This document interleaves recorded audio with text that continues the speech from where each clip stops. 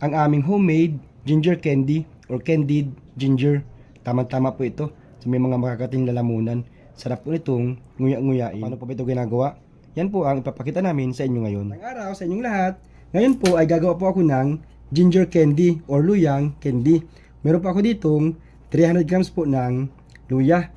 Una po, babalatan ko lang po muna ito. Bali nahugasan ko na po yan ha. Natanggal ko na po yung mga lupa-lupa. So balatan ko lang po muna. Pagkabalat nga po pala, dito ko pa nilalagay sa tubig na may asin para po hindi po magbago yung kulay o hindi po siya magkulay brown. Para yung pong result natin ay maganda pa rin po ang kulay ng kalabasan. Pagkabalat po, slice lang po natin ito ng maninipis.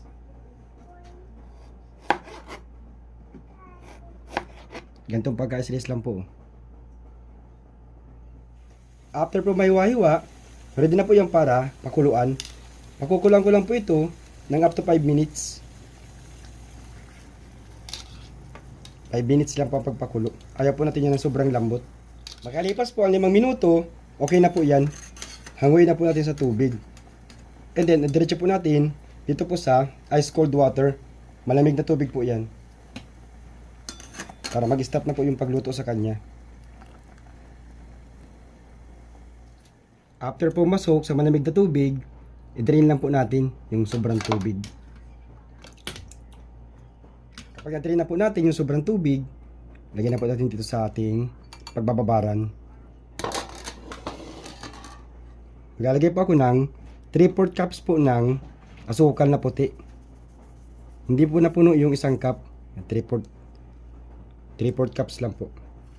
Ganito po, hahayaan po natin ng overnight hanggang sa matunaw po yung mga asukal. Haluin lang po natin. Takpan ko lang po and then hayaan ko po muna overnight. Pagkalipas po na magdamag, ito na po yung aking binabad na ginger sa asukal. Nag-absorb na po ng tamis yung mga luya.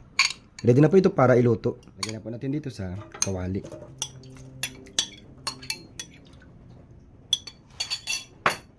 Hindi, pakuluan lang po natin muna yan.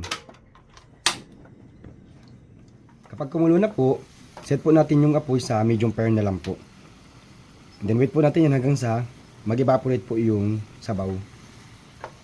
At kapag naubos na po yung juice o yung syrup, yung pong apoy, i-reduce po natin sa low fire na lang po. Pinakamahinang apoy na po. And wait na po natin yan hanggang sa mag-crystallize na po siya. Matuyo na po yan. Haluin nyo po paminsan-minsan para magpantay po yung pagkakaluto niya.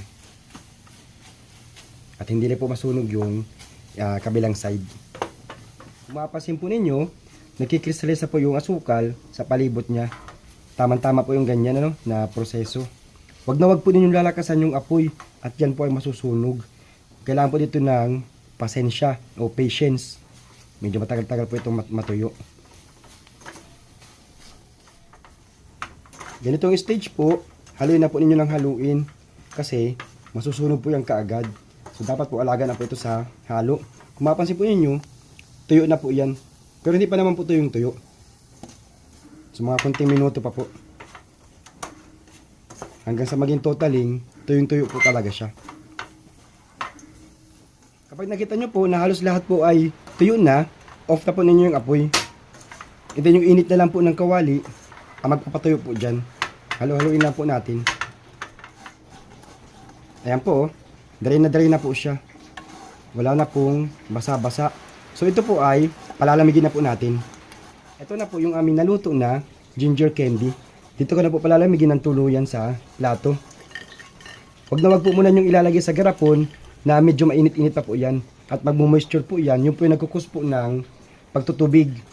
Dapat po malamig na po. Ayan. Ito na po yung mga finished product namin. So store lang po natin yan sa malinis na garapon. Ang sarap po ng lasa niya. Tama-tama lang po yung tamis niya. At napakaanghang po ng candied ginger na ito na gawa namin. Sarap po sa lalamunan talaga. Yung talagang suiting po sa lalamunan. Lalo na po kung makati ang inyong lalamunan. So yun lang po. Please follow, like, and share. Bye bye. Thank you.